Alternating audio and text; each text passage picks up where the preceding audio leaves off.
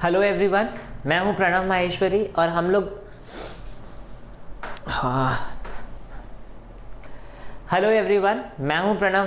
और हम लोग बात कर रहे थे इलेक्ट्रिसिटी चैप्टर की।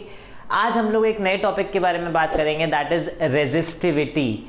हम लोगों ने लास्ट क्लास में डिस्कस किया था अबाउट रेजिस्टेंस, राइट? अगर आपको याद हो तो हम लोगों ने डिस्कस किया था रेजिस्टेंस के बारे में। आज हम लोग बात करेंगे रेजिस्टिविटी के बारे में, मतलब रेजिस्टिविटी एक नई चीज़ है। चलिए मैं आपको एक एग्जांपल देता हूँ। आपको पता है दैट सपोज ये एक वायर है, this is made of silver, ठीक है, और ये एक वायर है, suppose this is made up of copper. सबको पता है ज़्यादा अच्छा कंडक्टर कौन है, सिल्वर या copper? Everybody knows it is silver, ठीक है। मतलब सिल्वर कम रेजिस्टेंस ऑफर करेगा और कॉपर ज्यादा रेजिस्टेंस ऑफर करेगा। यस और नो, है ना? चीज क्लियर है? मैं आपसे पहले दूसरा एग्जांपल डिस्कस करता हूं, उसके बाद वापस से इस पे आता हूं। सपोज मैंने यहाँ पे क्या किया, यहाँ पे मैंने सैंड डाल दी, ठीक है, सैंड, और यहाँ पे मैंने वाटर डाल दिया और यहाँ पे सन में छोड़ दिया इसको। आप बताइए सैंड ज्यादा गर्म हो जाएगी, रेत ज्यादा गर्म हो जाएगी, या पानी ज्यादा गर्म हो जाएगा आफ्टर सम टाइम? अगर आप रेत पे पैर रखोगे वहां ज्यादा जलेगा या पानी में ज्यादा जलेगा? हम सबको पता है कि सैंड ज्यादा गर्म हो जाएगी। यस और नो?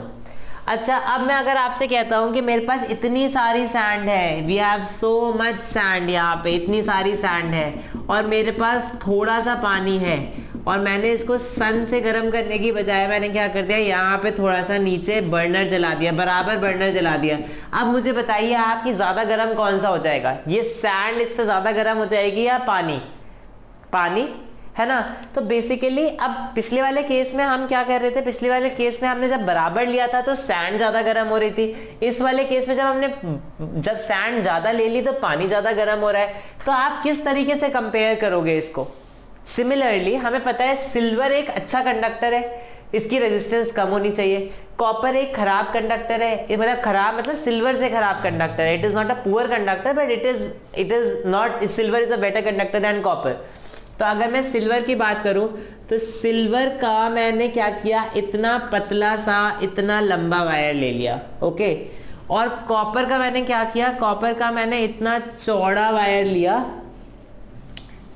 और इतना लंबा लेने की बजाय, सॉरी, इतना लंबा वायर लेने की बजाय इतना छोटा सा वायर लिया, बस इतना छोटा सा वायर लिया, ठीक है। इतना जो सिल्वर है, सिल्वर का बहुत लंबा वायर लिया है मैंने, और जो कॉपर है, कॉपर का बहुत छोटा सा वायर लिया है मैंने। सिल्वर का वायर बहुत पतला सा लिया है मैंने, वेरस कॉपर का वायर बहुत चौड़ा लिया है मैंने, कॉपर का वायर बहुत चौड़ा लिया है मैंने। तो अब आप मुझे बताओ, हमने पिछली क्लास में देखा था कि resistance is directly proportional to length and inversely proportional to area. इसकी लेंथ ज्यादा है या कम? कम, तो इसका रेजिस्टेंस कम होना चाहिए। इसका एरिया ज्यादा है या कम? ज्यादा, तो इसका रेजिस्टेंस कम होना चाहिए। तो resistance of this copper wire should be less than resistance of silver wire. Yes और नो? हमें पता है कि सिल्वर का रेजिस्टेंस कम होना चाहिए, पर यहां इस केस में आ क्या रहा है, सिल्वर का रेजिस्टेंस कॉपर से ज्यादा आ रहा है। तो बेसिकली अगर मैं आपसे कहूं कि हमें सिल्वर और कॉपर में कौन सा ज्यादा अच्छा कंडक्टर है, तो आप क्या कहोगे? व्हाट विल यू से? You will say that, what will you say?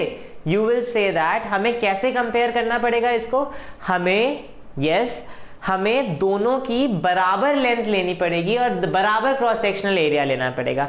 मतलब दोनों को हम बराबर मोटा लें, सपोज इतना मोटा ले रहे हैं दोनों को, और बराबर लंबा लें। अब ये सिल्वर का हो गया, ये कॉपर का वायर हो गया। अब हम इसको कंपेयर कर सकते हैं। हमें पता है इसके अंदर रेजिस्टेंस कम किसकी होगी, सिल्वर की, और रेजिस्टेंस ज्यादा किसकी होगी, कॉपर की। बात समझ में आई आप? तो एक फैक्टर हमें निकालना पड़ेगा विच इज इंडिपेंडेंट ऑफ, किस चीज से इंडिपेंडेंट है? It is independent of the length and cross sectional area of the wire. एक फैक्टर हमें निकालना पड़ेगा which is independent of the length and independent of the cross sectional area of the wire, and ये factor क्या है? ये factor है resistivity. बात समझ में आ रही है? This factor is called resistivity of the wire. ठीक है, इज इट क्लियर? रेजिस्टिविटी को अगर हम डिफाइन करते हैं, हमें पता है रेजिस्टेंस किस पे प्रोपोर्शनल होती है? रेजिस्टेंस लेंथ के प्रोपोर्शनल होती है। रेजिस्टेंस किसके इनवर्सली प्रोपोर्शनल होती है? Resistance area, cross sectional area के इनवर्सली प्रोपोर्शनल है। तो हम बोल सकते हैं resistance is directly proportional to length and inversely proportional to cross sectional area, yes और नो। तो यहां से एक कांस्टेंट आएगा जब ये हटेगा, that constant is called resistivity. Resistivity याद है ना हमारा, जो दिस रो, इस रो को क्या बोलते हैं हम, रेजिस्टिविटी। याद है ना हमारा रेजिस्टेंस किस किस फैक्टर पे डिपेंड करता था, रेजिस्टेंस डिपेंड करता था length of the wire, cross sectional area of the wire, temperature of the wire and medium, nature of material, right. तो यहां पर हमारा जो रेजिस्टेंस है ये किस किस चीज पे डिपेंड करेगा, रेजिस्टेंस डिपेंड करता है लेंथ पर, रेजिस्टेंस डिपेंड करता है क्रॉस सेक्शनल एरिया पर, रेजिस्टेंस डिपेंड करता है रेजिस्टिविटी पर। और ये रेजिस्टिविटी किस किस चीज पे डिपेंड करती है, ये रेजिस्टिविटी डिपेंड करती है on temperature and nature of, मतलब टेम्परेचर पे और मटेरियल पे। समझ में आई बात, इज इट क्लियर। अगर हम इस रेजिस्टिविटी को डिफाइन करेंगे तो डेफिनेशन क्या हो जाएगी रेजिस्टिविटी की, रेजिस्टिविटी ऑफ अ मटेरियल या resistivity of a conductor is the resistance offered. अगर मैं यहां से लिखूं, इसको रो लिख सकता हूं, रो इज इक्वल टू क्या हो जाएगा, R into A divide by L, right. तो अगर मैं इसको डिफाइन करना चाहूं तो क्या कर सकता हूं, resistivity is the resistance of a conductor, बाकी सब कुछ 1 कर देता हूं, इसको एरिया, क्रॉस सेक्शनल एरिया को 1 मीटर स्क्वायर कर देता हूं, लेंथ को 1 मीटर कर देता हूं, ओके। तो resistivity is the resistance offered by the conductor of unit cross sectional area and unit length.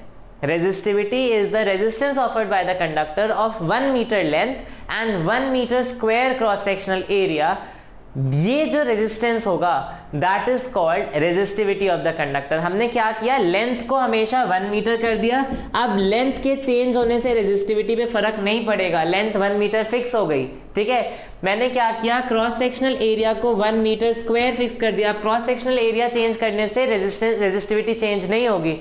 Resistivity सिर्फ और सिर्फ किस किस चीज पे डिपेंड करने लगेगी, resistivity will depend on nature of material, मतलब गुड कंडक्टर है या बैड कंडक्टर है, नेचर ऑफ मटेरियल। और दूसरी किस चीज पे डिपेंड करेगी, दूसरी डिपेंड करेगी टेम्परेचर पे।